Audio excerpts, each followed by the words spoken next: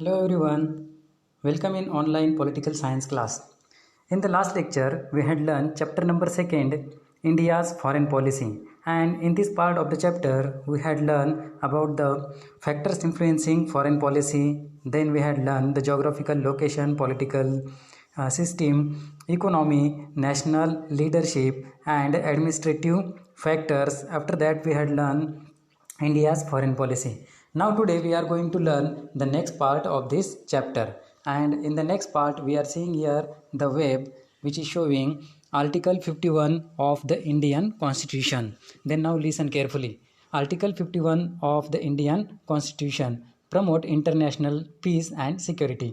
तो जो Indian constitution का आर्टिकल 51 है उसके अंदर के जो ऑब्जेक्टिव्स बताए गए हैं वो इस तरह से हैं कि इंटरनेशनल पीस और सिक्योरिटी को प्रमोट करना, उसके बाद maintain just honourable relations between Nations, तो नेशंस के बीच में जो ऑनरेबल रिलेशंस है उसे मेंटेन करके रखना, foster respect for international law and treaty obligations in the dealing of organised people with one another. तो जो इंटरनेशनल लॉ और ट्रीटी ऑब्लिगेशंस हैं और उसके साथ साथ जो भी ऑर्गेनाइज पीपल हैं उनके एक दूसरे के साथ जो रिस्पेक्ट है उसे बढ़ावा देना, उसके बाद encourage settlement of international dispute by arbitration. तो जो इंटरनेशनल डिस्प्यूट्स हैं मतलब कंट्री टू कंट्री अगर कोई प्रॉब्लम वहाँ पे चल रहे हैं तो उनके सेटलमेंट के लिए एक एब्रिटरेशन करके उसे एनकरेज करना। तो इस तरह की चीज़ें ये आर्टिकल 51 के ऑब्जेक्टिव में बताए गए हैं। Some more objectives in India's foreign policy are the follows. तो इंडियाज़ फॉरेन पॉलिसी के और भी कुछ ऑब्जेक्टिव्स यहाँ पे दिए हैं, वो इस तरह से हैं। while maintaining friendly relations with neighboring countries, ensure that the defense and security of India is not affected। तो हमारे जो नेबरिंग कंट्रीज़ हैं उनके साथ फ्रेंडली रिलेशनशिप मेंटेन करने के साथ साथ हमें ये भी इंश्योर करना है कि जो हमारी संरक्षण प्रणाली है या देश का जो डिफेंस है, देश को हमारे कंट्री को जो सिक्योर करने की बात है वो, और हमारा इंडिया सिक्योर रहे, इस चीज़ के ऊपर किसी भी तरह का इफ़ेक्ट ना हो, ये सारी चीज़ें ध्यान में रखना ज़रूरी होते हैं। Not to compromise about the geographical boundaries of the nation. हालांकि हम जो नेबरिंग कंट्रीज़ हैं उनके साथ फ्रेंडली रिलेशनशिप रखते हैं, लेकिन उसका असर हमारी जो जोग्राफिकल बाउंड्रीज़ है कंट्री की उसके ऊपर ना हो, उसमें किसी भी तरह का कॉम्प्रोमाइज़ ना किया जाए। Protect the unity and integrity of the country. तो कंट्री की जो यूनिटी है और जो इंटीग्रिटी है उसे प्रोटेक्ट करना। उसके बाद protect the interest of India's citizens living in other countries. तो दूसरी कंट्री में इंडिया की जो सिटीजन्स हैं, है ना, तो उन्हें प्रोटेक्ट करना, ये भी एक ऑब्जेक्टिव बताया गया है। This responsibility is fulfil by the Indian embassies there. तो ये सारी जो रिस्पॉन्सिबिलिटीज़ हैं वो इंडियन एम्बेसीज के थ्रू वहाँ पे पूरी की जाती हैं। The establish economic and commercial relations with other countries for achieving economic development of India. तो हमारी इकोनॉमिक और कमर्शियल रिलेशन जो है वो अदर कंट्रीज़ के साथ बनाए रखना और हमारी इंडिया की जो इकोनॉमिक डेवलपमेंट है उसे बढ़ाना, ये ऑब्जेक्टिव वहाँ पे रखा गया है। Review of India's foreign policy. तो इंडियाज़ फॉरेन पॉलिसी का रिव्यू हम यहाँ पे देखते हैं। We shall take review of India's foreign policy in 2 stage. तो 2 स्टेज में ये इंडियाज़ फॉरेन पॉलिसी का रिव्यू हम देख सकते हैं। तो जिसमें the period from independence to 1990 can be considered as the first stage. तो फर्स्ट स्टेज हम वहाँ पे कह सकते हैं कि इंडिपेंडेंस से लेकर 1990 का जो पीरियड है वो फर्स्ट स्टेज वाला पीरियड रहेगा इंडियाज़ फॉरेन पॉलिसी के रिव्यू का। और second stage would be from 1990 till date. तो सेकेंड स्टेज जो है वो 1990 से लेकर आज की डेट तक का हम बता सकते हैं। India's foreign policy early face, तो इंडियाज़ फॉरेन पॉलिसी का अर्ली फेस हम यहाँ पे जानते हैं, शुरुआत हम यहाँ पे देखने वाले हैं। Prime minister Pandit Nehru shaped India's foreign policy in the early period. तो ये अर्ली पीरियड में जो हमारे इंडिया के फर्स्ट प्राइम मिनिस्टर थे पंडित जवाहरलाल नेहरू, उन्होंने हमारे फॉरेन पॉलिसी को वहाँ पे शेप दिया। He opposed colonialism through India's foreign policy, India के फॉरेन पॉलिसी के थ्रू उन्होंने कॉलोनियलिज्म को अपोज किया। He took an internationalist position and give priority to global peace and security. तो उन्होंने जो इंडस्ट्रियलिस्ट थे वो उनकी पोजीशन और जो ग्लोबल पीस और सिक्योरिटी है उसे priority the. 3 things influence India's foreign policy in this period. तो इस पीरियड में इंडियाज़ फॉरेन पॉलिसी के ऊपर 3 चीज़ों का असर यहाँ पे हुआ है, इन्फ्लुएंस हुआ है। वो है number first, we made an effort to understand all international events. तो हमें जो भी सारे ऑल इंटरनेशनल इवेंट्स हैं उन्हें समझने का प्रयास करना है। इवेंट्स एंड डेवलपमेंट इंडिपेंडेंटली, तो हमारी जो डेवलपमेंट है वो इंडिपेंडेंट वहाँ पे होगी, कंट्री की जो डेवलपमेंट है वो इंडिपेंडेंटली वहाँ पे होगी, without any pressure from any power.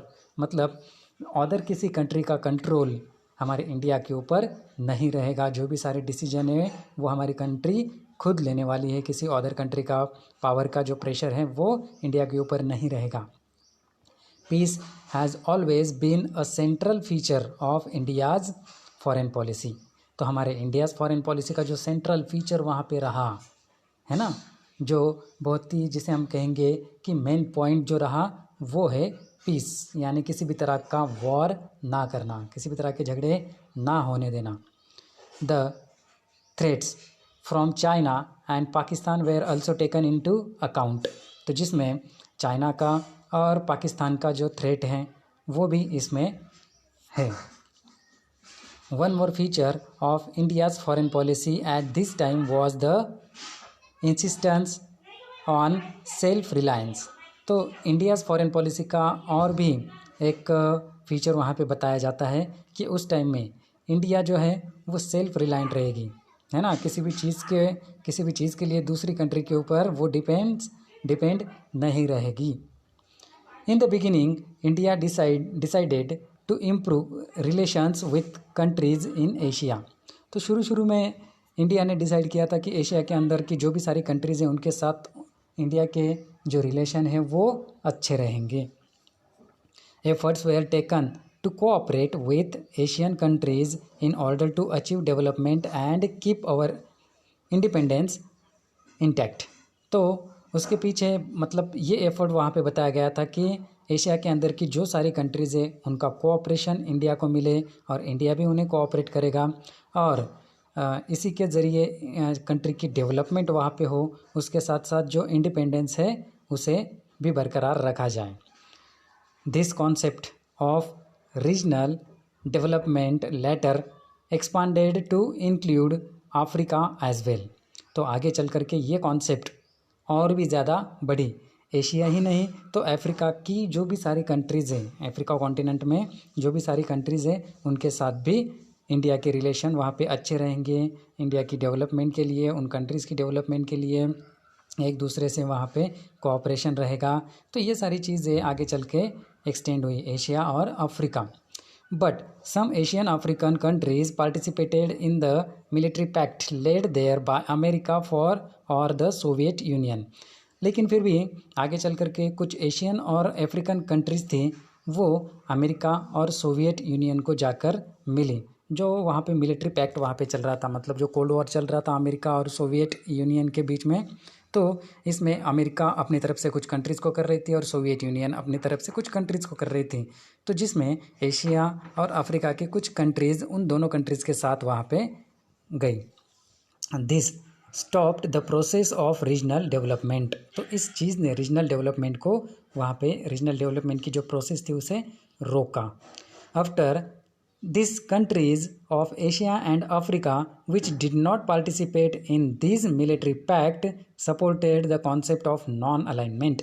तो आगे चल कर के ऐसी सारी कंट्रीज़ जो एशिया और अफ्रीका के अंदर थी, जिन्होंने अमेरिका या सोवियत यूनियन उन्हें सपोर्ट ना करते हुए नॉन अलाइनमेंट की कॉन्सेप्ट को सपोर्ट किया, जो इंडिया की तरफ से नॉन अलाइनमेंट वाली कॉन्सेप्ट आगे आई थी। Peace and freedom become the fundamental principle of non allied policy. तो नॉन अलाइड पॉलिसी की जो फंडामेंटल प्रिंसिपल रहे वो क्या थे? पीस एंड फ्रीडम, शांतता और स्वतंत्रता, ये वहाँ पे रहे थे। In this period India has to face conflict with neighbouring countries. इसी पीरियड में इंडिया ने अपने नेबरिंग कंट्रीज़ के साथ कुछ कॉन्फ्लिक्ट को, संघर्ष को फेस किया। Wars happened between India and Pakistan over the Kashmir question in 1947 to 1948 and 1965। तो 1947 to 1948 और 1965 में इंडिया और पाकिस्तान के बीच में वहाँ पे वॉर भी हुआ, जो कश्मीर के क्वेश्चन को लेकर था। In the third war that happen in 1971 Pakistan broke apart and independent Bangladesh was created. तो जब 1971 वहाँ पे थर्ड वॉर हुआ, तो उस वक्त पाकिस्तान ने इंडिया से बांग्लादेश को अलग कर लिया। In the decade of the 1970s there come about some stability in India's foreign policy. तो इंडियाज़ फॉरेन पॉलिसी में कुछ स्टेबिलिटी आई 1970s के डिकेड में। India has risen as a powerful regional power in South Asia. South Asia की तरफ की एक पावर बनकर इंडिया आगे उभरा। By conducting nuclear test in 1974। तो 1974 में एक न्यूक्लियर टेस्ट इंडिया की तरफ से हुई और India had also prove her nuclear capacity, और इंडिया ने अपनी न्यूक्लियर कैपेसिटी को प्रूव किया। From 1980 however some changes began to take place. तो 1980 में कुछ चेंजेस वहाँ पे हुए। In order to increase cooperation among the South Asian countries. तो साउथ एशियन कंट्रीज़ के साथ कुछ कोऑपरेशन बढ़े इंडिया के। South Asian Association for Regional Cooperation SAARC, that means SAARC, जिसे south Asian Association for Regional Cooperation कहा जाता है, वो इस्टेब्लिश हुआ। India initiated a dialogue to improve relations with China. तो चाइना के साथ अच्छे रिलेशन बनाने के लिए इंडिया ने चाइना के साथ बातचीत वहाँ पे की। India also started interaction with America for cooperation in the field of security. तो सिक्योरिटी के फील्ड में इंडिया ने अमेरिका के साथ भी इंटरेक्शन किया, बातचीत की और उनका कोऑपरेशन लेने की कोशिश वहाँ पे की थी। तो ये सारी बातें यहाँ पे हैं। The next part that is first stage 1947 to 1990 we will learn in the next lecture. Okay, bye.